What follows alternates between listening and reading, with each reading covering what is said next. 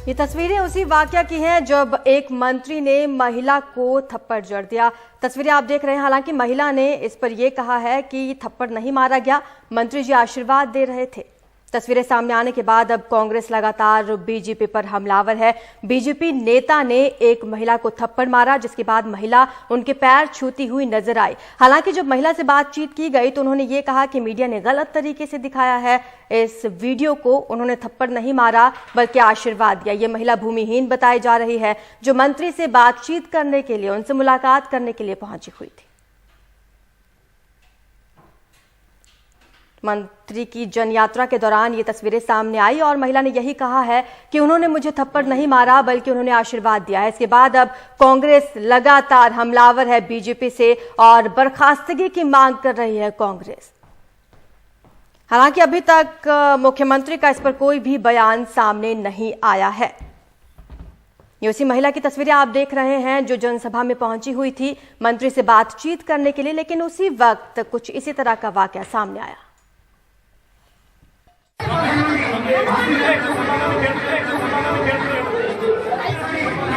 वो मंत्री के पास अपनी फरियाद लेकर गई थी, लेकिन बदले में मिला थप्पड़। कर्नाटक के मंत्री एक महिला को महिला पुलिसकर्मियों के सामने थप्पड़ मारते दिख रहे हैं।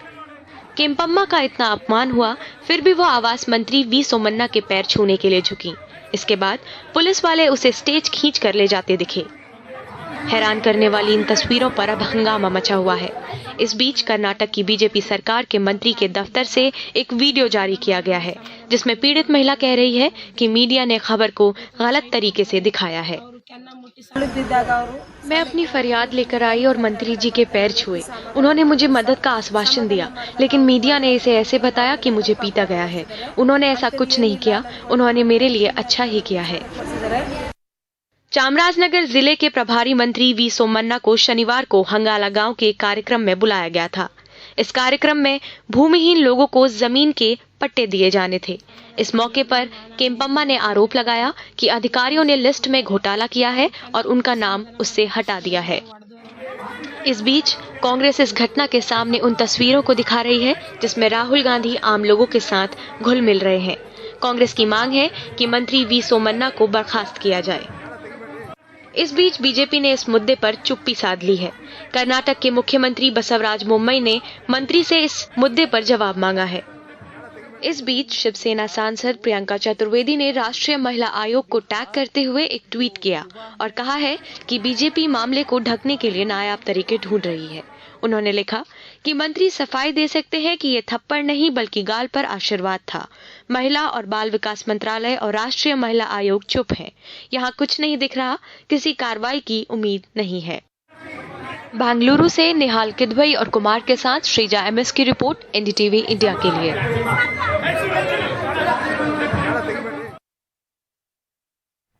छत्तीसगढ़ से सामने आई खबर, जहां पर मनेंद्रगढ़ जिले में एक नर्स के साथ 4 लोगों ने गैंगरेप किया, जिनमें एक आरोपी नाबालिग भी बताया जा रहा है। हालांकि पुलिस ने 3 आरोपियों को गिरफ्तार कर लिया है और नाबालिग को भी हिरासत में ले लिया गया है। आगे की जांच पड़ताल जारी है। आपको बता दें, आरोपियों ने न सिर्फ गैंगरेप किया बल्कि वीडियो भी बनाया और जान से मारने की धमकी भी दी गई। छत्तीसगढ़ में एक महिला स्वास्थ्यकर्मी के साथ सामूहिक रेप की घटना के विरोध में संबंधित थाने के बाहर विरोध प्रदर्शन हुआ। आरोप है कि शुक्रवार दोपहर महेंद्रगढ़ जिले के छिपछिपी गांव के उप स्वास्थ्य केंद्र में काम करने वाली एक महिला स्वास्थ्यकर्मी को अकेला पाकर 4 आरोपी स्वास्थ्य केंद्र में घुसे। उनका मुंह दबाकर रस्सी से बांध दिया और फिर चाकू के नोक पर सामूहिक बलात्कार किया। यही नहीं, आरोपियों ने सामूहिक रेप का वीडियो भी बनाया। घटना के बाद बदहवास पीड़िता अपने घर गई और माता पिता को घटना की जानकारी दी। पुलिस ने मामले में 4 लोगों के खिलाफ एफआईआर दर्ज की है। इनमें एक नाबालिग है। पुलिस ने 17 साल के नाबालिग समेत 3 लोगों को शनिवार को गिरफ्तार कर लिया। एफआईआर महिला ने भी करवाया है कि उसके साथ एक व्यक्ति ने रेप किया, 2 व्यक्ति ने सहयोग किया है। चिपचिपी क्षेत्र का मामला है ये। 3 आरोपी गिरफ्तार कर लिए गए, को अभी खोजबीन की जा रही है। पुलिस के पास जानकारी सुबह ही आई है, जिसके बाद पुलिस ने त्वरित कार्रवाई की। दो टीम वहाँ पहुँच गई थी और तत्काल गिरफ्तार किया गया। हाँ, आरोपी नाबालिग हैं, अभी उससे पूछताछ पे और क्लियर होगा। इस घटना के बाद स्वास्थ्य विभाग के अधिकारी और कर्मचारी काफी गुस्से में हैं। उन्होंने थाने का घेराव कर सुरक्षा की मांग की और चेतावनी दी कि अगर आरोपियों पर सख्त कार्रवाई नहीं हुई तो वो काम करना बंद कर देंगे। हमको सुरक्षा चाहिए क्योंकि हम वहाँ अकेले रहते हैं। इसके मायने में क्या चल रहा है, कब क्या कर देगा हमको नहीं पता है। वो आएगा हमारे पास, हम तो ट्रीटमेंट करेंगे ना, हम उनको वापस तो नहीं भेजेंगे ना। तो हमको सुरक्षा चाहिए और जो भी आरोपी है उनके ऊपर कड़ी से कड़ी कार्रवाई होनी चाहिए। यही मांग है हमारी, नहीं तो हम नहीं जाएंगे, ड्यूटी नहीं करेंगे। होश में आओ। उधर विपक्षी बीजेपी को इस मुद्दे पर सत्तारूढ़ कांग्रेस पर हमले का मौका मिल गया है। बीजेपी राज्य की कानून व्यवस्था को कटघरे में खड़ा कर मुख्यमंत्री का इस्तीफा मांग रही है। नया जिला बना है, वहाँ पूरी व्यवस्था भी नहीं है, कुछ भी नहीं है। जिला बनाए जा रहे हैं, व्यवस्था नाम की चीज नहीं रहेगा। तो यही सब होगा। आज तो उनके साथ हुआ, कल दूसरे के साथ होगा, तीसरे के साथ होगा। ये घटनाक्रम खत्म नहीं होने वाला है। मैं इसकी निंदा करता हूँ, भर्त्सना करता हूँ और मुख्यमंत्री जी से निवेदन करूंगा कि आपको पद में रहने की क्या आवश्यकता है। उनका गुस्सा जायज है, जो भी उनकी मांगे हैं सुरक्षा से संबंधित उसको हम लोग पूरा करेंगे। मुख्य आरोपी पकड़ा गया है, पुलिस अपना कार्य तत्परता से कर रही है। वहीं सत्तारूढ़ कांग्रेस का कहना है कि पुलिस ने मामले में तेजी से कार्रवाई की है और दोषियों को सख्त से सख्त सजा दिलवाई जाएगी। लिहाजा बीजेपी इसे सियासी मुद्दा न बनाए। महेंद्रगढ़ से जुल्फिकार अली की रिपोर्ट, एनडीटीवी इंडिया। उधर झारखंड से भी कुछ इसी तरह की खबर सामने आई, जहां पर चाईबासा में एक सॉफ्टवेयर इंजीनियर से गैंगरेप किया गया। इस मामले में पुलिस ने 5 आरोपियों को गिरफ्तार किया है। इनके अलावा 2 नाबालिग आरोपी भी पकड़े गए हैं। वारदात को हवाई अड्डा मैदान में अंजाम दिया गया था। आरोपी शिव शंकर, सुरेन देवगम, पूर्वी देवगम, प्रकाश देवगम और सुमा के अलावा दोनों नाबालिग आरोपी हिरासत में है और आसपास के ही रहने वाले हैं। पुलिस ने इनके पास से पीड़ित का पर्स, लूटे गए 4,500 रुपए, आधार कार्ड, एटीएम और ड्राइविंग लाइसेंस बरामद किया है।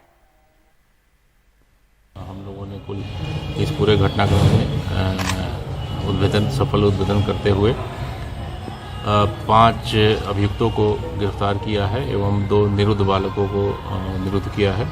कुल मिलाकर अभी तक जो पूरी घटनाक्रम में 9 लोगों की संलिप्तता प्रकाश में आई है, जिनके द्वारा उक्त युवक एवं युवती को मारपीट किया गया, उनका पर्स और मोबाइल छीना गया था और उसके उपरांत युवती के साथ सामूहिक दुष्कर्म की घटना घटित की गई थी।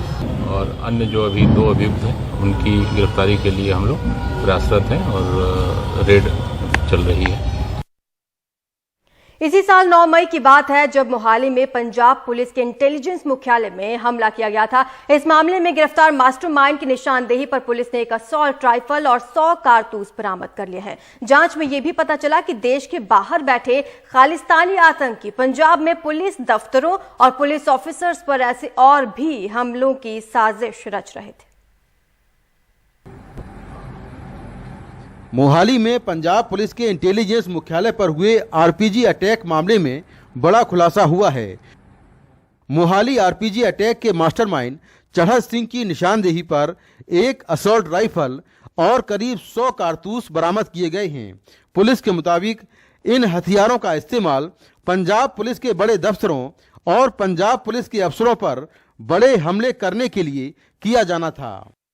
चढ़त सिंह से पूछताछ और उसकी निशानदेही पर पंजाब के रोपड़ से 100 कारतूस और एक असॉल्ट राइफल बरामद हुई है। इन हथियार भेजने का मकसद ये है कि पंजाब पुलिस के तमाम दफ्तरों और पंजाब पुलिस के अधिकारियों पर हमले करना। पुलिस के मुताबिक आरपीजी अटैक के बाद दूसरे हमले के लिए पूरी साजिश पाकिस्तानी खुफिया एजेंसी ISI के इशारे पर लखवीर लांडा ने रची। लखवीर खालिस्तानी आतंकी है जो कनाडा में है। लखवीर ने ही पाकिस्तान से ड्रोन के जरिए अप्रैल के महीने में हथियार और कारतूस पंजाब के रोपड़ भेजे। ये हथियार पाकिस्तान में बैठे खालिस्तानी आतंकी रिंदा के जरिए आए। पुलिस ने चढ़त सिंह से पूछताछ के बाद उसके 2 सहयोगियों अजमेर से सैयद मोहम्मद तौसीफ चिश्ती उर्फ चिंकी और पंजाब के रोपड़ से सुनील कुमार उर्फ काला को गिरफ्तार कर लिया है। जांच में सामने आया है कि चिंकी पिछले 5-7 सालों से लखवीर लांडा के संपर्क में था। लांडा के कहने पर ही चिंकी ने अजमेर के गेस्ट हाउस में चढ़त के लिए ठहरने का इंतजाम किया था। चढ़त ने कबूला है कि लांडा ने चिंकी को करीब 3 से 4 लाख रुपए भेजे थे। नई दिल्ली से मुकेश सिंह सेंगर, एनडीटीवी इंडिया। चीन की कम्युनिस्ट पार्टी की 5 साल में होने वाली अहम बैठक में शी जिनपिंग ने एक बार फिर से साबित कर दिया कि वो चीन के अगले 5 साल भी नेता बने रहेंगे। उनके तीसरे कार्यकाल पर भी मुहर लग गई है। कम्युनिस्ट पार्टी के पोलित ब्यूरो में अब पूरी तरह उनके वफादारों का ही दबदबा है। भारत के लिए जिनपिंग का तीसरा कार्यकाल और भी चौकन्ना रहने का संकेत है। हफ्ता भर चला 20वां चाइनीज कम्युनिस्ट पार्टी कांग्रेस। 5 साल के कार्यकाल के बाद संविधान में बदलाव और इस बैठक में शिरकत कर रहे 2400 पार्टी सदस्यों की पूरी सहमति के साथ 69 साल के शी को एक बार फिर पार्टी का जनरल सेक्रेटरी चुना गया। पार्टी बनाने वाले माओ जेडोंग के बाद पहली बार कोई नेता तीसरी बार इस पद पर चुना गया है। इसके साथ ही अगले साल मार्च में शी एक बार फिर राष्ट्रपति बनेंगे। 7 सदस्यों की पॉलिट ब्यूरो स्टैंडिंग कमेटी में भी सभी शी के वफादार माने जाने वालों को चुना गया है। इनमें एक भी महिला नहीं है। पिछली सदी में हमारी उपलब्धियां काफी उल्लेखनीय रही हैं। स्थापना के 100 से अधिक सालों के बाद भी हमारी पार्टी अभी भी अपने प्रधान स्तर पर है। हम पूरी तरह से आश्वस्त हैं और नए युग की नई यात्रा पर और भी बड़े काम कर सकते हैं, ऐसे काम जो दुनिया को आश्चर्यचकित कर दें।